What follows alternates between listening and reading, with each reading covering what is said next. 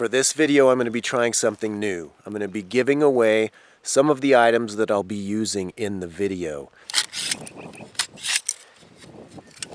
Now this is actually the firebox that I'm going to be giving away.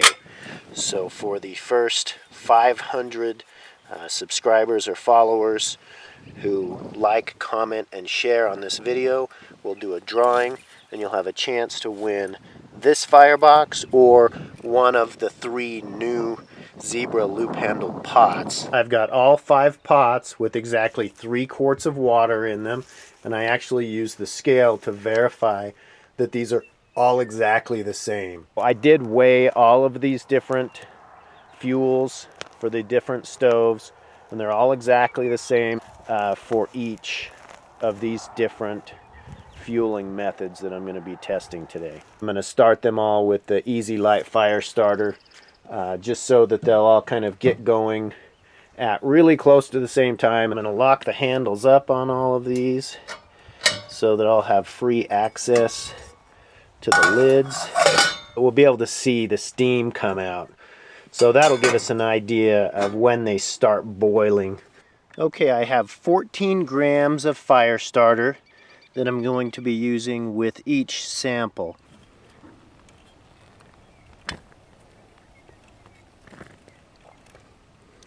Okay, like I say, I don't want too much going in there because I don't want to block off the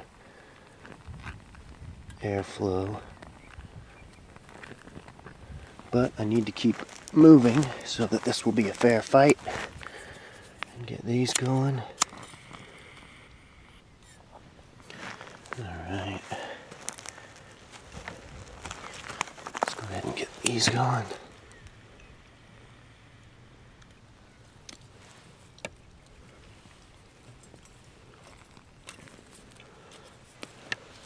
Just adjust that a little bit. Okay, that should work though. That should get the stuff going for me. Okay, I'm going to go ahead and put my 3 quarts of water on.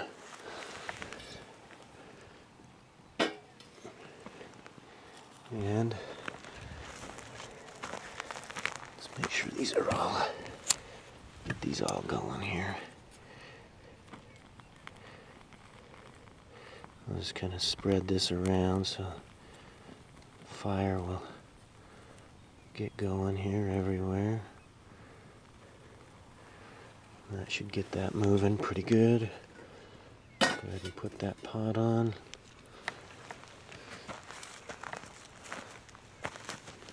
Okay, this one's looks like it's doing well. Go ahead and push some of that down in.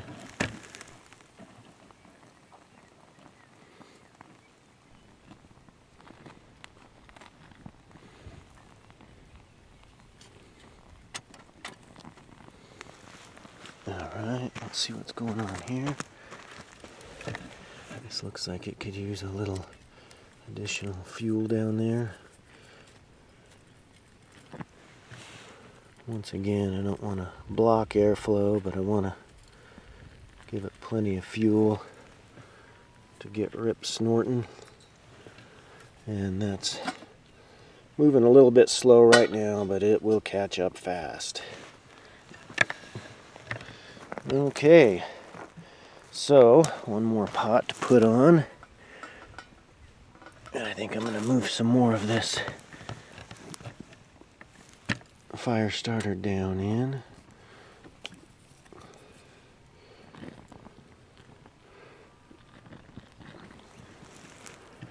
That ought to work good.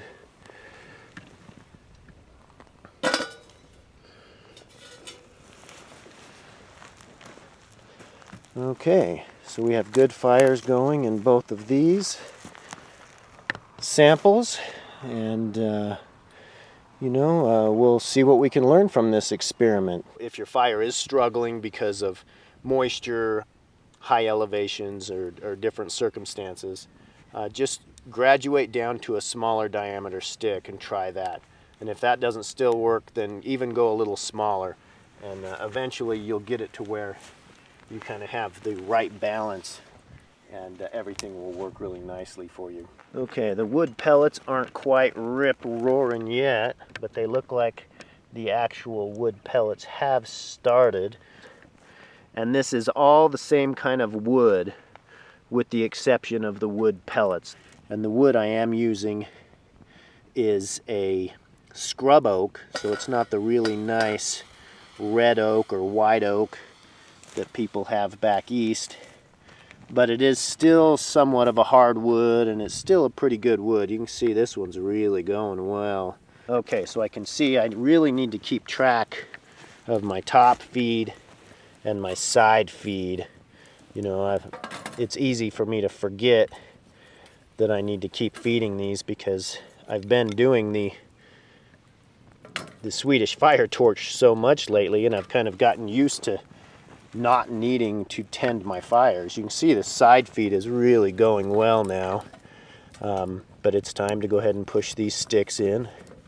You can see they're going in quite a way, so I've pretty much burnt that whole, you know, about 4 inches of stick, and so I'm sure that I've got some nice hot coals that are breaking off in there, and we'll have a nice bed of hot coals to work with. And then once I have a nice bed of hot coals, you can see I've used kind of smaller sticks here. Once I have a nice bed of hot coals, I'll graduate up to the larger diameter sticks. And then that will give me more of a controlled burn instead of this really fast burn. Just a really great fire coming out of that side feed sample. So the wood pellets are still kind of getting going. Not a real strong fire there yet. This one is going to go, and it's, you know, it's looking really nice actually. That's going to be a nice strong fire here very quickly. Okay, it's 7:46. I'm actually going to start a timer though. I'm going to go ahead and actually pull out a couple of these sticks so I can conserve some fuel. And I just want to maintain enough of a flame in there to keep it to keep a cooking temperature going. Maybe run one large stick in each side. These are both making noise. I think this one's making the most noise. This one's making noise.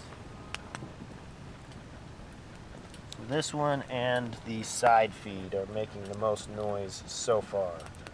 You don't want an extremely hot temperature, so this burning a little bit slower is kind of a good thing, because you want kind of an even temperature stretched out for a long period of time. Having the 2 larger diameter sticks is proving to be pretty effective, just giving just the right amount of flame. Alright, let's just go do some more observing here.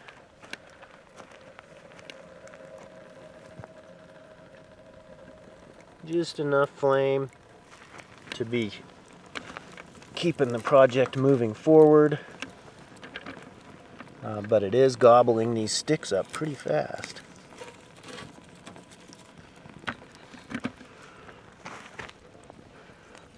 And there's our top feed sample.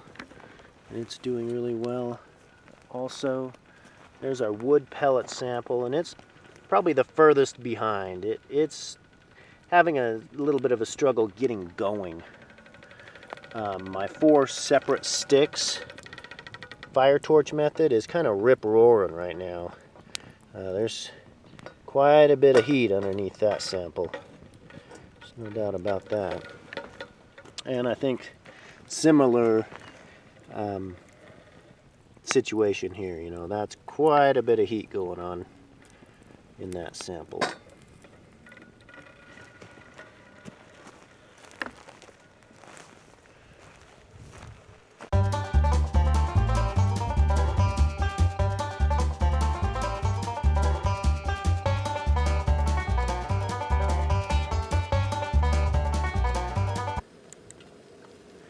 Okay, so that's the side feed sample. I don't know if you can see that steam. Every once in a while you can kind of see it coming out of that hole. There it is. Okay, this is the top feed sample. and it has steam coming out as well, but not quite as much as the side feed sample. The side feed sample's got a pretty good flow of steam coming out of it now. And I'm surprised I'm not seeing more of that. You can see steam coming out of this one as well. This is the separate sticks fire torch. And these are making noise, but they're not quite boiling. Okay, this one is full-blown steam now.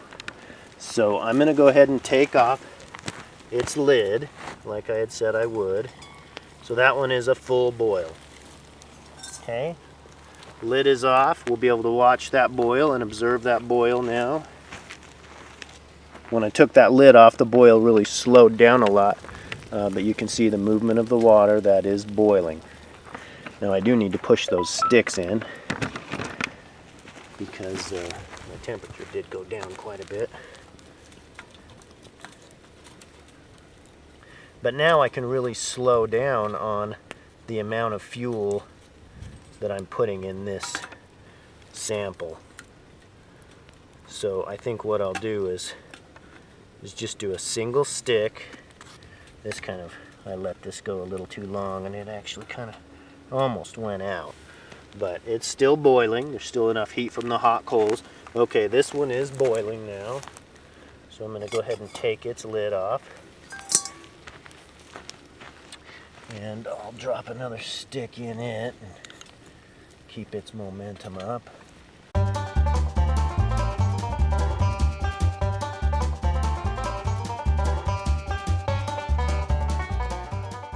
Okay, that's actually boiling. Steam wasn't quite bellowing out of that like I expected it to, but it is boiling. So that one is boiling, and that's a nice fast boil going there. But our wood pellets are struggling. I don't know where I went wrong. I haven't really had this problem in the past. But I'm just not keeping these wood pellets going very well.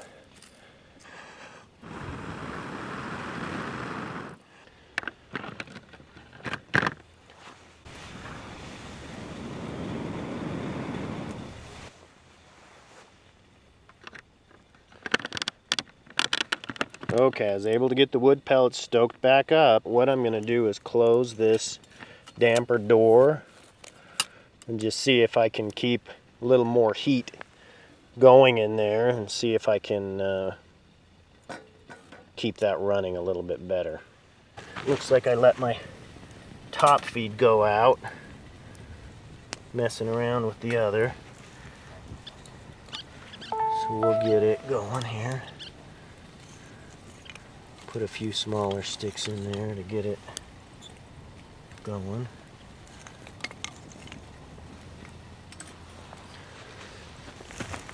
And our side feed will be out pretty shortly if I don't keep some fuel going into it.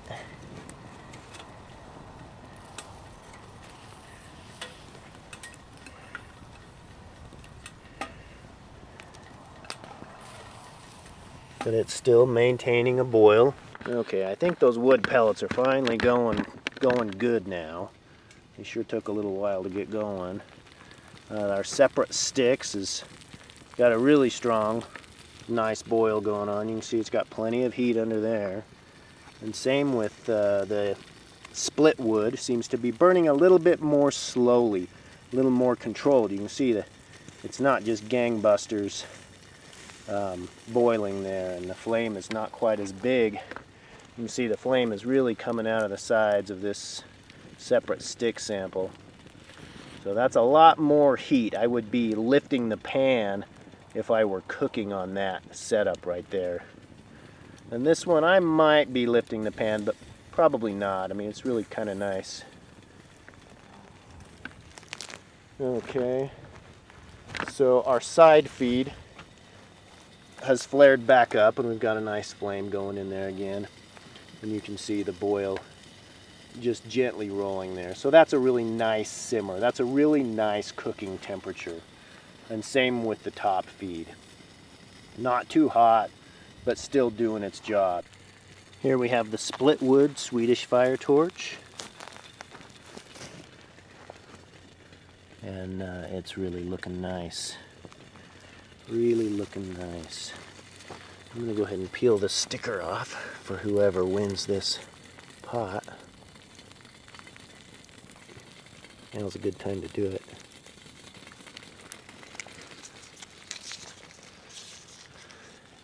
And here's our separate wood, separate stick Swedish fire torch.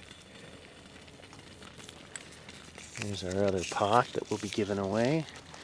And this one seems to be kind of decreasing. The amount of flame is decreasing. So we still have a really strong flame coming from the split wood. This would be a good cooking, simmering temperature. Even though there's just a small amount of flame in there, you know, that's, for a lot of projects, that's exactly what you want. Just a small amount of flame.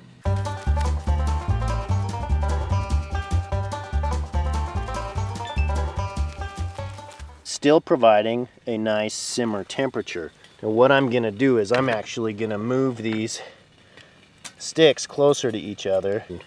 So let me show you what we have. I've just kind of pushed those coals together so that they will maintain better heat. Okay, my split wood Swedish fire torch is just hot coals now as well. But you can see it's got a very nice simmering temperature going.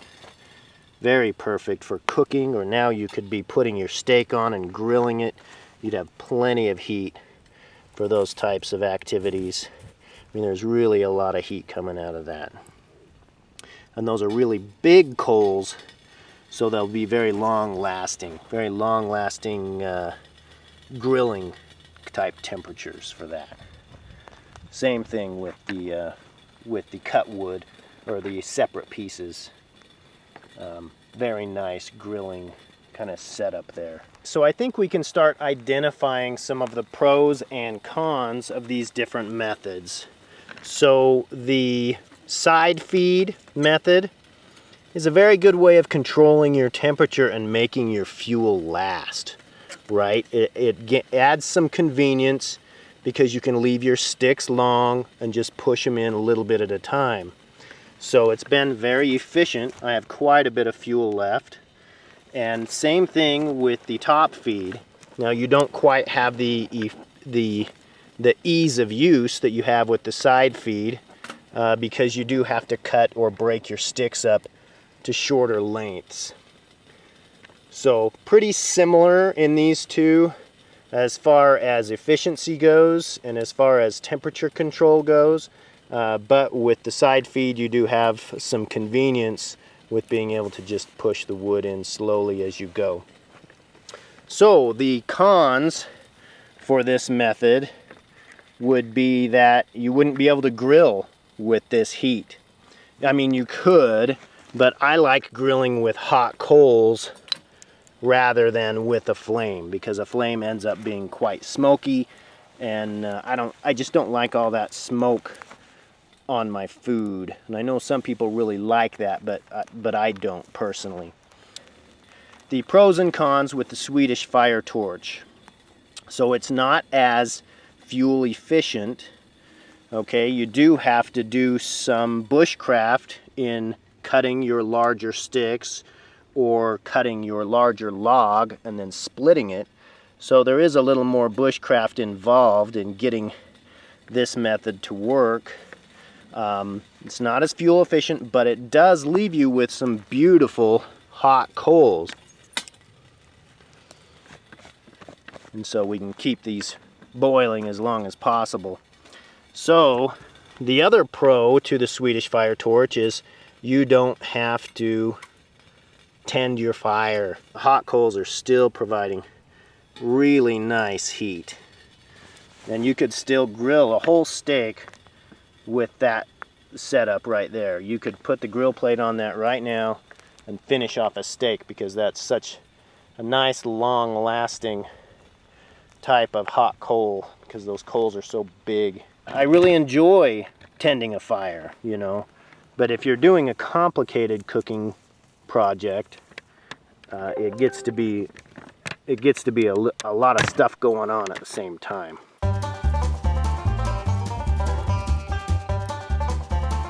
Okay, just for the record, let's go take a look at the Swedish fire torch setups here, and both of them are, you know, you can still see the bubbles are forming, but they're not really rising as much.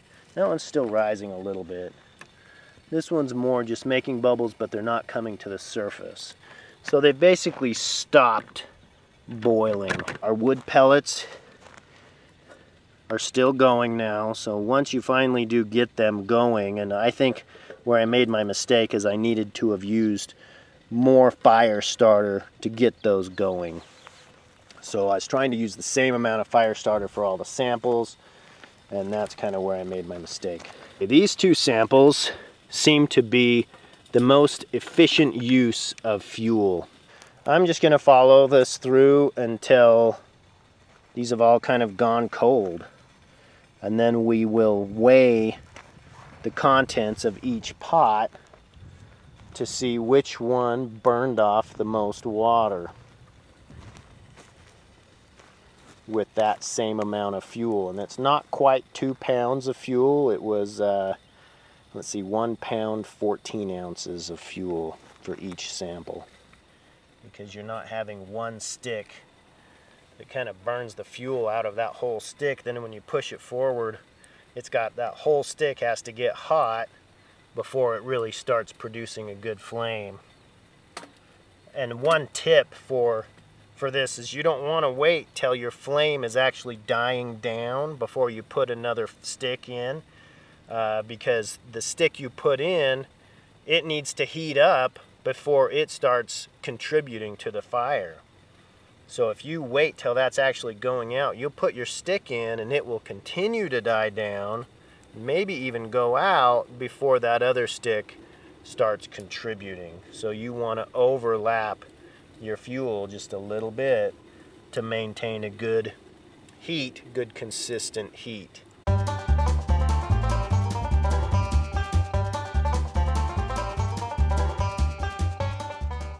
Maybe we should just go ahead and put the wind dampers up on these side feed and top feed.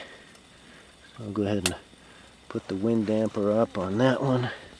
That was our top feed sample. This wind damper is a little stiff. This is the newer stove, and the wind dampers go through a little bit of a break-in period sometimes. This is only the second time I've used this stove.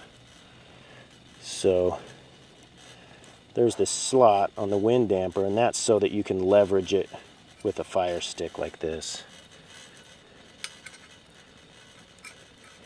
without tipping over your whole stove. You can kind of leverage that even when it's a little bit stiff. And like I say, after about 3 cycles, and you work it back and forth a little bit in between, you can get that, that'll loosen up. I did let that fire get a little low, so I'm going to put in a couple of these smaller sticks in here. They take less time to heat up, and therefore less time to burst into flames. Okay, we finally got a boil, and I don't know when this exactly happened, but we finally got a boil with our wood pellets. Once they get going, they're great. Now we'll just let that go, and it didn't really work out as far as comparison with the other ones, but you will still get to see kind of the cycle of the fire with wood pellets. And wood pellets do produce a nice bed of hot coals as well. I've grilled on the hot coals left behind from wood pellets before, and they work very, very nicely. You can see the wood pellets are a very, very nice controlled flame. See how it's not huge? It's just a very nice controlled flame.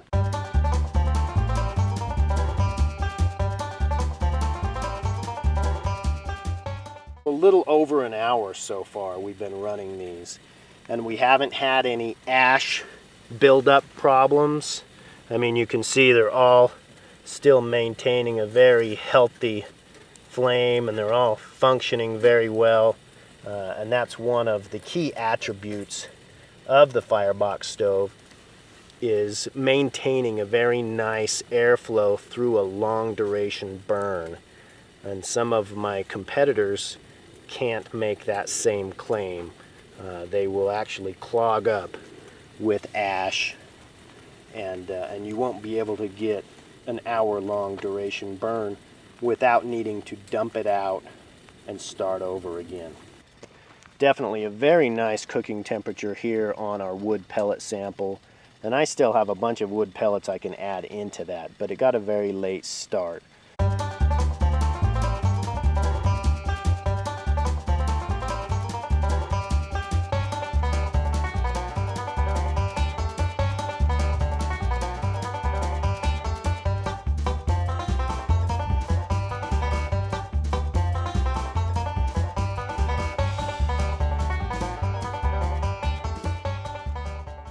This is pretty interesting because you can see the way the level of the wood pellets has gone down a lot. Okay, so you can see how the bottom is ashes. So there's actually hot coals on the bottom of this. It's burning on this back edge. I'm just going to see if I can get it to kind of burn forward. It might be a real efficient way to do this.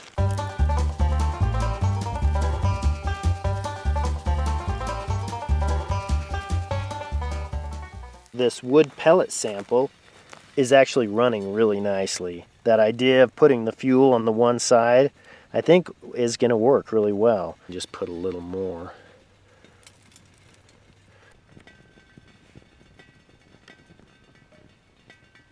Here's an update on the top feed and the side feed stick samples. You can see that the top feed, I've run out of fuel now. There's still some bubbles forming, but they're not rising at all. And then this one is still boiling, but all of the fuel has been put in now. So it still has that last stick that it's chewing on. And so that gives you an idea of how long the fuel lasted, you know, comparing the side feed and the top feed. Okay, so now both of these samples have stopped boiling. I'm gonna go back to showing you the wood pellet fire. I think it's just awesome.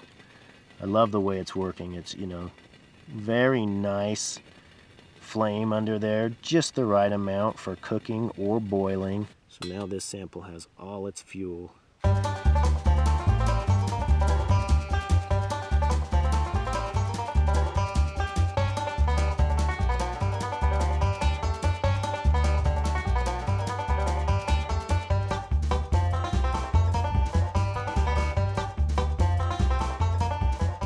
So the flame just barely went out. The flame is out on all the samples.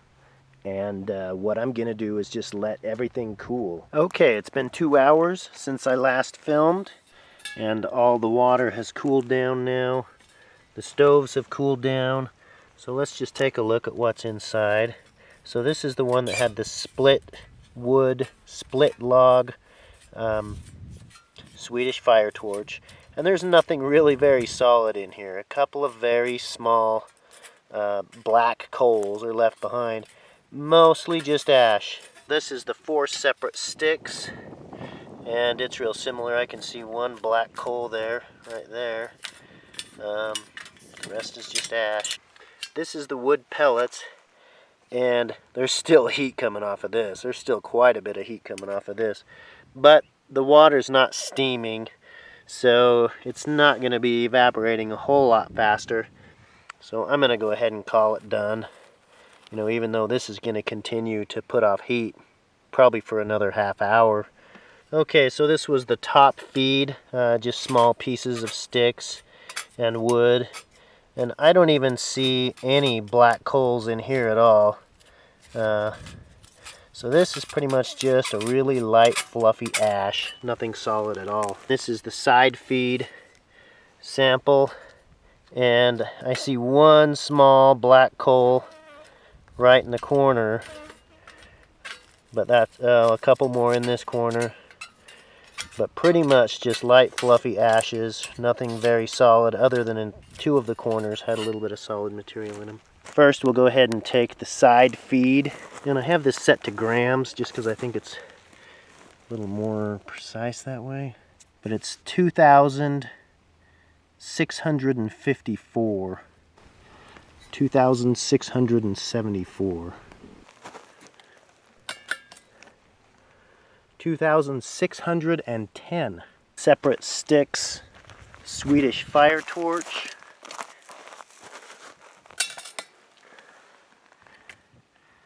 2,788. The split log fire torch, this is 2,824. Wood pellets requires a little bit more finesse, but they are, you know, a great emergency preparedness fuel. So if you can work with the fire cycles of the Swedish fire torch, it's a very effective way of fueling your stove, and you don't have to tend your fire at all. If you need very good control, then top feeding or side feeding or a combination of both is a really great way to go, and a very efficient way to fuel your stove. Thank you everybody for watching. Remember, like, comment, and share to be entered into the drawing to win one of these 3 pots, the 3 brand new pots. Well, they're not brand new anymore. And then the 1 stove that's only been used twice. And I'm going to clean them all up and make them nice for you before I send them to you. But the stove does include some other accessory items. It's kind of a upgraded deluxe combo kit. So make sure to visit my website, fireboxstove.com, where everything that you've seen here is available. Thank you, everybody. Bye-bye.